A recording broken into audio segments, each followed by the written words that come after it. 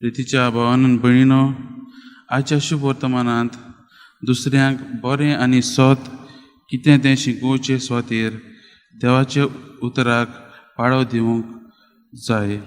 देवाचें उतर आमच्या जिवितांत आमी जियोंक जाय हेंच गरजेचें. आनी हें देवाचें उतर सगल्यांकूच मेळना. देखून तें आमकां मनशांकूच दिलेलें आसा. देखून जेजूय म्हणटा, मोतयां आनी देवा पवित्र वस्तू ह्यो जनवरांक न्हय, ह्यो आमकां मनशाक दिलेल्यो आसात. आनी आमी हें देवाचें उतर आमच्या जिवितांतल्यान जियोंक जाय. जेजू आयज आमकां दुसऱ्यांक बरें करूंक शिटकायता. जेजू म्हणटा, हेरांनी तुमकां केलोलें जाय तशेंच तुमी तांकांय करचें. आनी आमच्या बऱ्या करण्या वरवीं आमी दुसऱ्यांक आदाराक पावूंक जाय. आमी दुसऱ्यांक बरें करूंक जाय. तेच परीन तो म्हणटा, देवाचें उतर हें उतर पाळूंक आनी हें उतर जियोंक चड सोंपें न्हय. आमी देवाच्या मार्गार चलतलीं जाल्यार तो मार्ग चड उशीर आसा.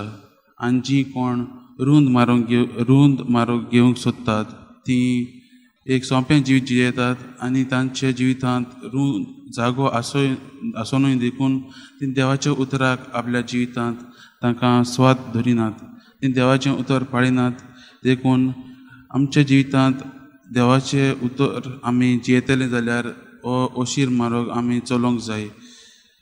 गेल्ल्या आयताराकूय आमी अशेंच आयकलां, देवाचो जेजूचो पाटलाव जातलो जाल्यार आनी आमी ताचें कार्य करतले जाल्यार आनी मिसां पाळटले जाल्यार आमकां जायते दुमाडे आनी कश्ट आसतलेच.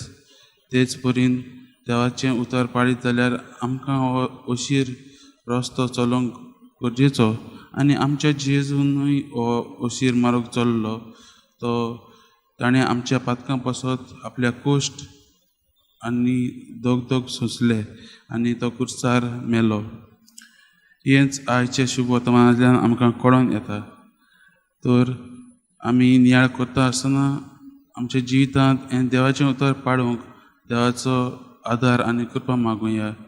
दुसऱ्यांक बरें करूंक, दुसऱ्यांक आदाराक पावूंक देवाक आमी वावरुया. आनी देवा कडेन आमी कृपा ह्या मिसांतल्या बलिदानांत मागुया.